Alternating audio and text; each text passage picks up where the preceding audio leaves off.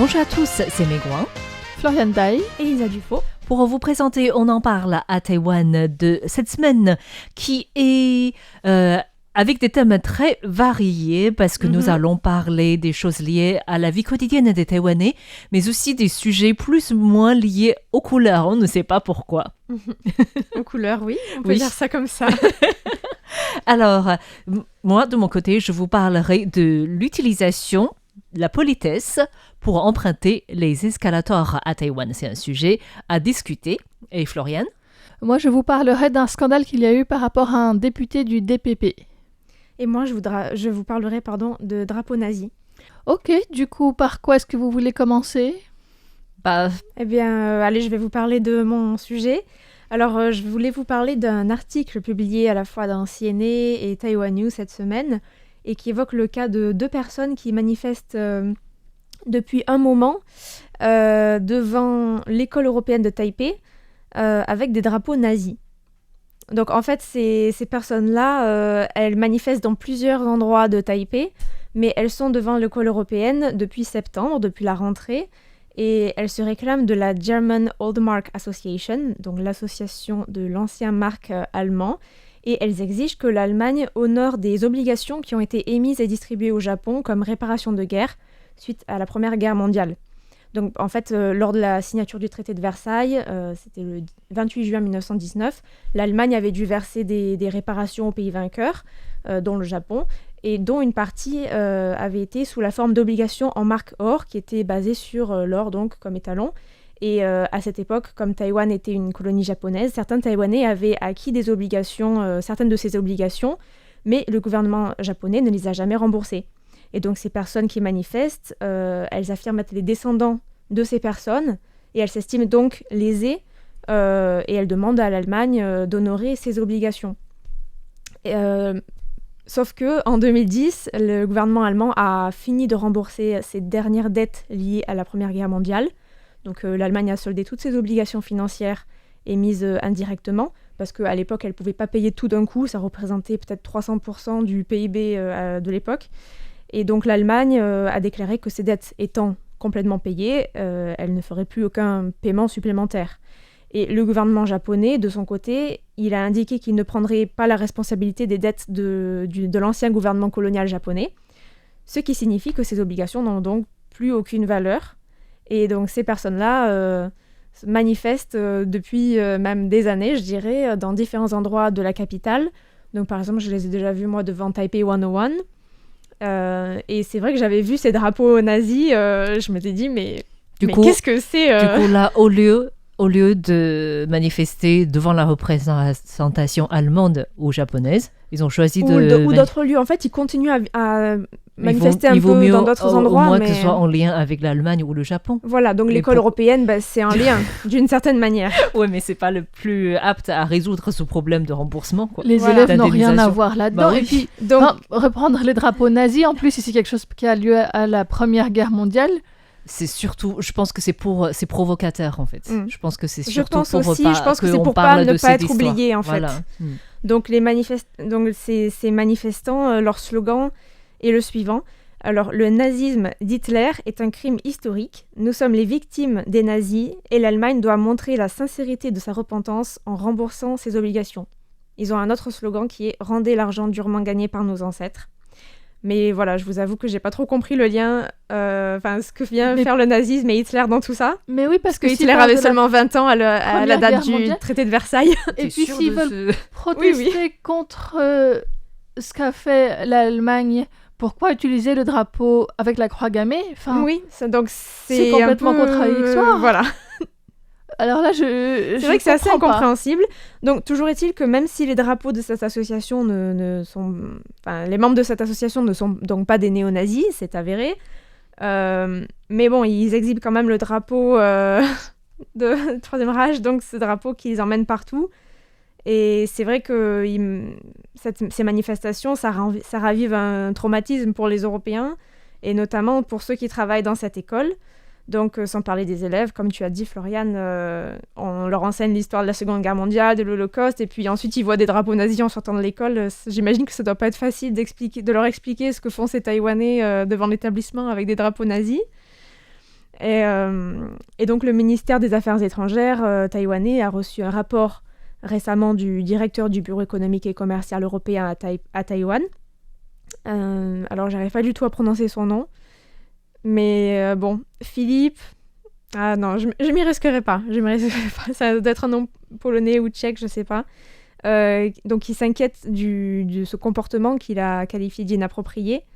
Et la diplomatie taïwanaise a aussi condamné les actions d'un très petit nombre de citoyens. Donc elle a dit que voilà, c'est vraiment une minorité et ils ignorent la connotation négative qui est associée au drapeau nazi, même si c'est quand même difficile à croire qu'on peut ignorer ce que ça signifie quand même. Et puis, même si on l'ignore quand on le voit, c'est différent de l'observer ou de le tenir et de parader avec.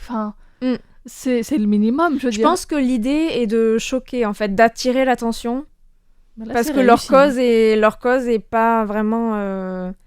c'est pas très crédible, ça tient pas vraiment debout, de ce que tu en expliques en tout cas là.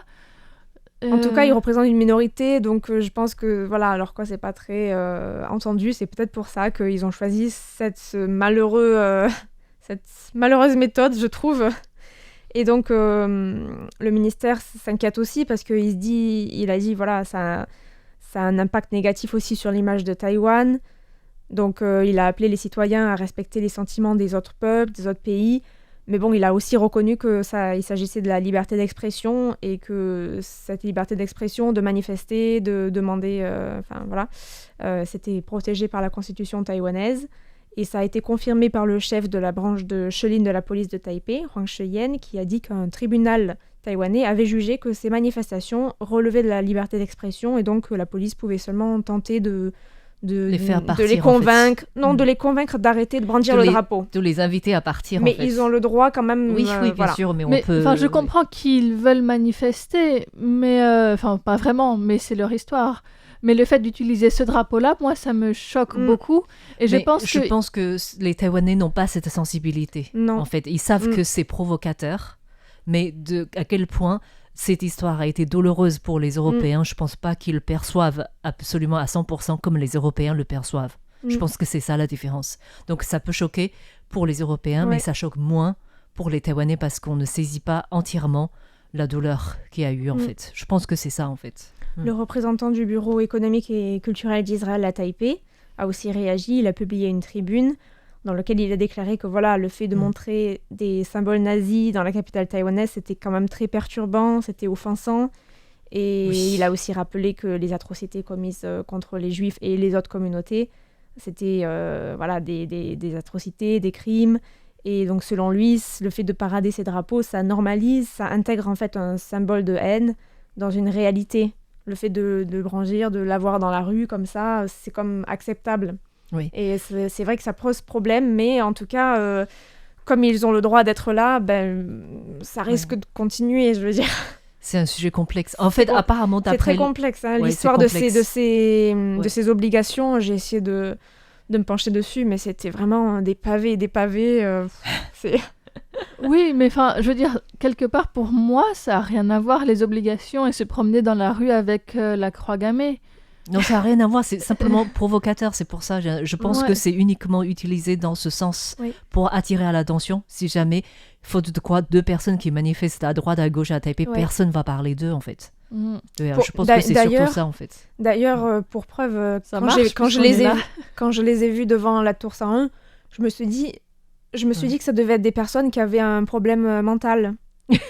Parce qu'en fait, je comprenais pas ce qu'il y avait sur leur vélo ou quoi. Il y avait tout un pavé de textes incompréhensibles, écrits à la main.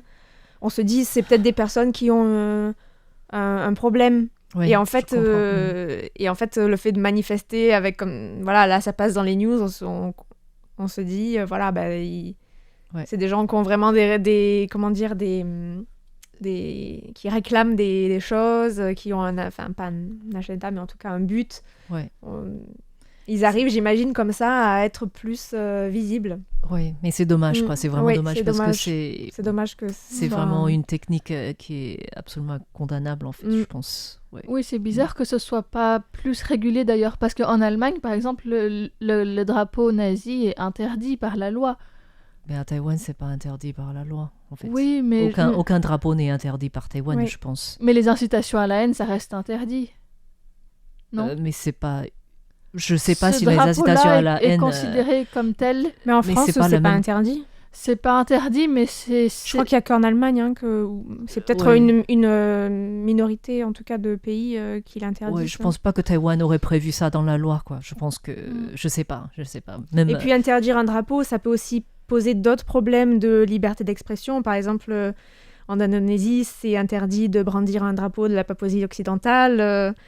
Ça pose plein de problèmes, le fait d'interdire un drapeau. c'est pas si simple que ça, je pense. Oui, Parce qu'il ouais. y a des organisations dans cette région qui sont considérées comme terroristes, donc ça peut aussi être parfois utilisé.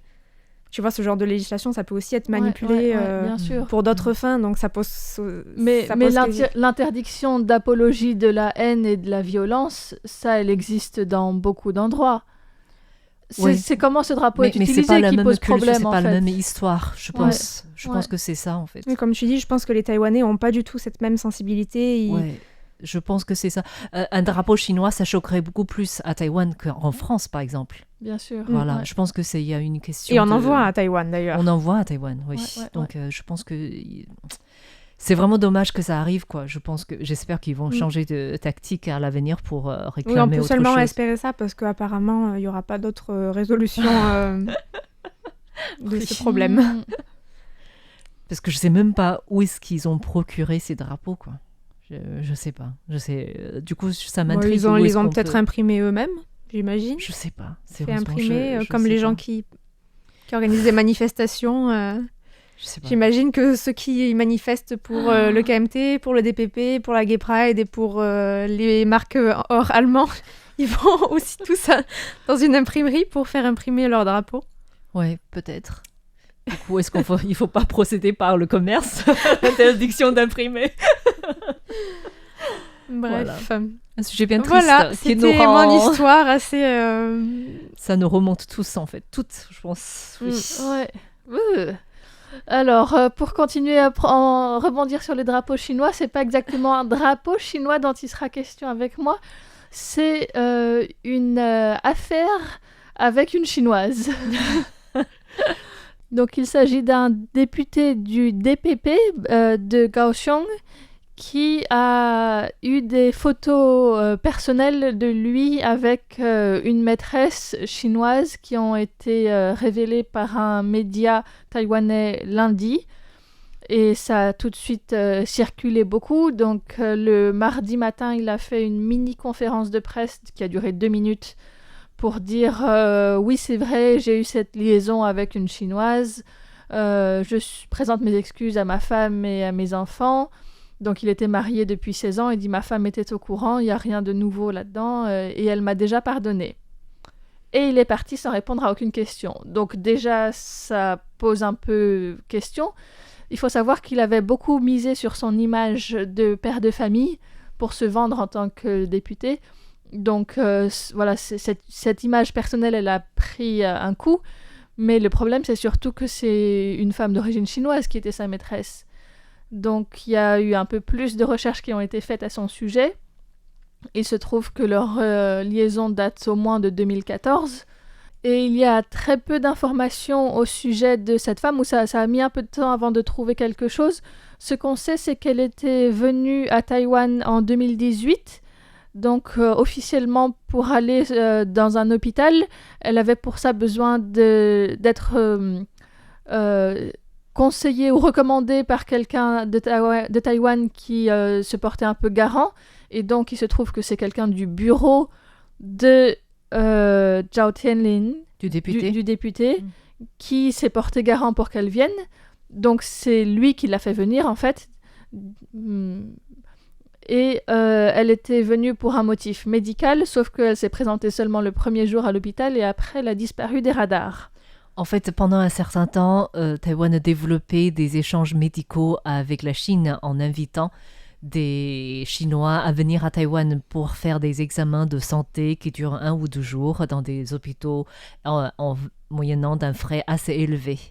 Voilà. Et du coup, je pense que c'est dans ce cadre que sa visite a pu être autorisée à Taïwan. Beaucoup d'hôpitaux à cette époque-là ont amélioré leur centre d'examen de santé en espérant accueillir des touristes chinois. Ouais. Voilà, donc il y a... Bon, c'est comme ça qu'elle a pu venir à Taïwan cette fois-là. Sinon, les deux s'étaient rencontrés plusieurs fois à Hong Kong également, donc en évitant d'aller en Chine ou à Taïwan. Et le député du DPP s'est également rendu en Chine en 2014, et c'est juste après que ce monsieur, donc Zhao Tianlin, qui était déjà député depuis 12 ans maintenant, il arrive à la fin de son 3e mandat, et juste après cette visite en Chine, lui est rentré dans la commission des affaires internationales et défense nationale à Taïwan, donc, et elle est rentrée en 2015 en Chine dans une organisation importante qui est pro-unification avec Taïwan, donc. Et c'est là que ça pose un problème beaucoup plus sérieux que ces affaires intimes, relationnelles, familiales ou quoi. C'est qu'il est censé sauvegarder la Taïwan, et elle travaille pour la réunification avec la Chine. Oui, surtout en étant dans la commission parlementaire de la défense, il y a quand même des dossiers de projets de budget en fait de la défense qui passent. Donc c'est ça qui est un peu plus dangereux pour Taïwan en fait. C'est ça, donc là il y a beaucoup de spéculations sur quelles informations il aurait potentiellement transmis à cette personne. Est-ce que c'est une espionne? Parce qu'en fait il y a très peu d'informations qui sont disponibles publiquement sur elle. Elle s'appelle Zhao Qing, mais il y a très peu de choses en fait qui sont disponibles, donc on se demande est-ce que ce serait une espionne. On parle de sexpionnage. Sexpionnage. Ce serait des espionnes chinoises qui, à travers des relations intimes, essayent d'obtenir des informations, et cela à Taïwan et dans d'autres pays du monde. Donc voilà, il y a beaucoup de spéculations, il y a beaucoup de critiques de la part du KMT qui ont sauté sur cette information comme un chien sur un os, selon un média taïwanais. La comparaison n'est pas de moi, mais parce qu'évidemment, ça leur fait quelque chose où ils peuvent vraiment critiquer le DPP. En tout cas, il s'est retiré en fait. Il a retiré sa candidature à la campagne électorale de janvier prochain. Et le KMT demande à ce qu'il démissionne dès maintenant, alors que sinon il lui resterait quelques mois à finir. Mais voilà, ça pose problème pour lui, en tout cas sa carrière. Il n'a pas démissionné de son poste? Il n'a pas encore démissionné. Non, mais plutôt retiré sa candidature. Ouais. Qui se terminera de toute façon en janvier ou en mars prochain, en fait, après les élections. Mais apparemment, Lai Ching-de, ou l'image du DPP en prend aussi un coup, puisque le DPP table beaucoup sur cette image de protection de Taïwan et de présenter la Chine comme un ennemi, beaucoup plus que le KMT. Mais je pense que le DPP a très vite agi pour qu'il retire sa candidature, en fait. Depuis peu, le DPP agit comme ça. Dès qu'il y a un candidat qui est un peu... qui a des problèmes qui peuvent entraîner des gros problèmes, le DPP coupe tout de suite le lien, en fait. Ouais. Et puis, il faut savoir que Zhao Tianlin était aussi visé par un scandale avant ça, donc il y a assez récemment, de plagiat pour sa thèse de master, lui aussi. Lui aussi. Ah, tiens. Comme c'est original. En tout cas, je pense que le plus dur dans cette histoire, c'est pour son épouse, en fait. Qu'elle sache avant ou pas, ça... Je pense personne n'a envie que ce genre de choses aille dans les médias. Dans les médias, et que si elle savait et que ça devient public, c'est aussi plus difficile à assumer, en fait, je pense. Et puis que lui, ils disent « Elle m'a pardonné » comme si ça effaçait tout. C'est aussi... Non, mais elle m'a pardonné, ça peut rester dans le cadre familial. Mais c'est pour ça que je pense que c'est difficile pour elle de devoir faire face bien sûr. Maintenant à tout ce qui va arriver, quoi. Parce que ce soit vrai ou pas, elle, on l'a pas entendu du tout dans les médias, et bon, c'est pas... Quelque part, ça la regarde pas, elle est juste la victime dans tout ça. Mais lui... Bon, on sait pas trop comment ça va continuer, mais en tout cas, sa carrière périclite très rapidement, en quelques jours. Oui. Donc voilà pour mais t'inquiète, le DPP propose déjà d'autres candidats. déjà susceptibles de le remplacer. Donc, la politique va continuer à fonctionner, surtout. Voilà, et puis il y aura d'autres scandales qui vont sortir très prochainement avec d'autres c'est personnes. la belle période électorale, on sait tout sur tout le monde maintenant. Voilà donc pour moi, ma partie. Alors, j'ai l'impression que mon sujet de cette semaine est le plus Léger. et neutre et pour la société. Alors, avant de parler, j'aimerais bien savoir si, lorsque vous êtes, quel que soit dans le monde, à Taïwan ou ailleurs, est-ce que vous montez l'escalator à pied ou alors vous restez debout sans bouger? Est-ce que vous montez aussi? Ça m'arrive assez régulièrement de monter, surtout si je suis pressée. D'accord. Et toi, Lisa? En principe, si je suis pas pressée, je reste sur la droite et j'attends. Ou alors, si je suis pas pressée, je monte parce que j'ai la flemme d'attendre que les gens font. Parce que les gens font la queue, ça fait plusieurs mètres de queue. Et tu montes par Donc l'escalator? je monte par la gauche. Ok. Ouais. Et parfois, quand je vois qu'il y a personne, je me mets à gauche et puis j'attends, je monte pas. Je fais la run de service. L'étranger de service. Mais si je vois qu'il y a quelqu'un qui est derrière qui veut monter, je marche, montes, quoi. Voilà. En fait, ça, c'est la pratique habituelle des Taïwanais. C'est-à-dire, lorsqu'on est dans un escalator, si on n'est pas pressé, on reste à droite, sans bouger. Si on est pressé, on emprunte la partie gauche de l'escalator pour pouvoir monter un peu plus vite. Sauf, c'est pas du tout quelque chose qui est conseillé pour une question de sécurité. Et du coup, récemment, ce qui se passe, pourquoi c'est dans l'actualité, c'est parce que le Japon, je crois que c'est dans la ville de Nagoya, a aussi eu ce problème. Et pour arrêter des personnes qui continuent à grimper par l'escalator, ils ont invité des employeurs à porter une sorte de pancarte, mais en forme de main jaune. Et sur la pancarte que la personne porte au dos, c'est marqué « Stop » pour dire aux gens de ne pas avancer, de rester. Je comprends pas, c'est interdit au Japon de marcher? En fait, c'est ça. À Nagoya, ils veulent pas que les gens marchent sur l'escalator, okay. Dans l'escalator. Voilà. D'accord. Et du coup, les Taïwanais ont commencé à parler de ceci en se disant pourquoi on ne reproduit pas ce genre de système pour inviter des gens à ne pas marcher dans l'escalator. Parce que est-ce qu'il y a beaucoup d'accidents sur les Parce qu'il y a beaucoup d'accidents ou pas. En fait, tout cela, c'est à discuter à Taïwan. Parce que selon le métro de Taipei, entre 2016 et 2019, durant les 4 années, il y a environ 200 personnes qui sont blessées dans l'escalator. Ah oui, et la beaucoup, raison principale, c'est le fait de marcher sur l'escalator. C'est Voilà. beaucoup et en même temps ça fait 50 par an avec la quantité de personnes qui en prennent les métros et mais si on ne marche pas, est-ce que c'est à éviter? Est-ce qu'on peut éviter cela? Voilà. Mais je pense que le plus drôle dans tout cela, c'est que pourquoi on a cette habitude de prendre à gauche et de monter vite. Voilà. C'est tout simplement ça va en plus vite. fait, ça va pas plus vite. Moi, j'ai lu une étude, mais bon, peut-être que c'est de ce dont tu vas parler, Meg. Je veux pas spoiler ton article. Oui. Alors, je peux dire ce que j'ai lu, ce que je sais moi. Oui. Vas-y. Eh bien, j'ai entendu dire que c'était plus efficace de ne pas marcher, mais de permettre que dans les deux côtés, les personnes restent. Qu'en fait, ça permet un transit de plus de personnes. Oui. Plutôt que d'avoir une ligne fixe et une ligne non fixe. C'est possible aussi, ça c'est une possibilité. En tout cas, pourquoi on a pris cette habitude de rester debout à droite et marcher à gauche? C'est parce que le métro de Taipei, lorsqu'il est inauguré en 1999, c'est la politique promue par le métro de Taipei. Pour dire, si vous voulez avancer plus vite, marchez sur le côté gauche. Voilà. Et du coup, tout le monde a pris cette habitude. J'ai l'impression, dans le métro de Taipei, tout le monde est discipliné. C'est la règle et tout le monde fait comme ça. Enfin, c'est très rare de voir quelqu'un qui ne se plie pas à cette règle. Jusqu'à ce qu'en 2005, je ne sais pas si vous savez ou vous vous souvenez, il y a eu un scandale, donc la nuit de Saint-Sylvestre, après la feu d'artifice à Taipei 101, tout le monde prenait le métro, quelqu'un marchait et elle est tombée. Et ses cheveux étaient directement pris dans l'escalator. Et donc, on sait la suite, on ne va pas continuer.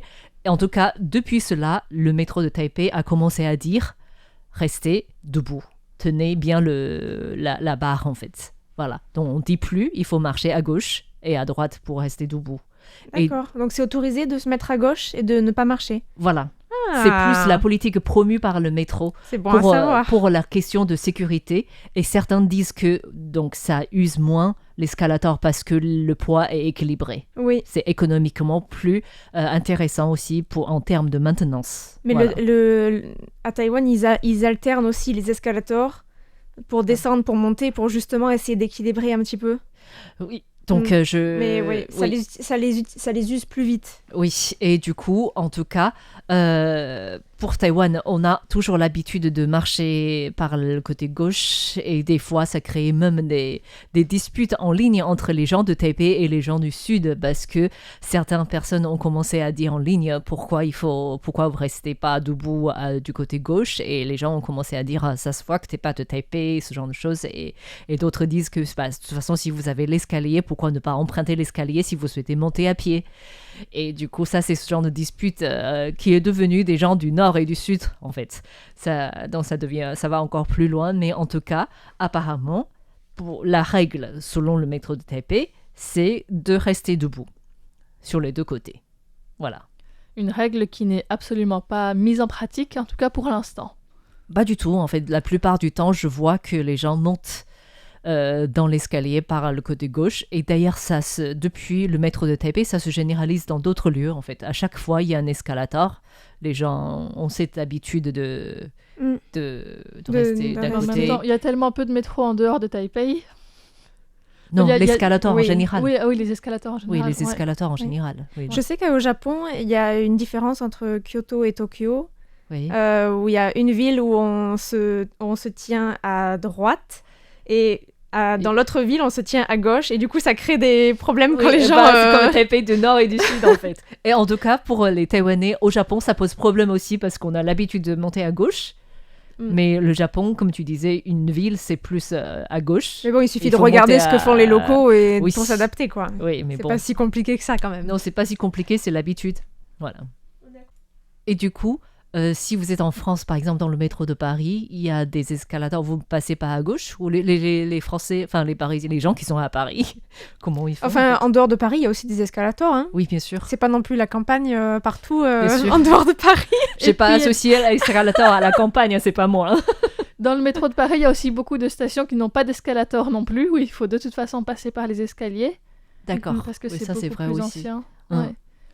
Mais les escalators en France en général, Est-ce que Mais j'ai vous, en remarqué qu'à Marseille, il y avait aussi les gens qui se tenaient à droite.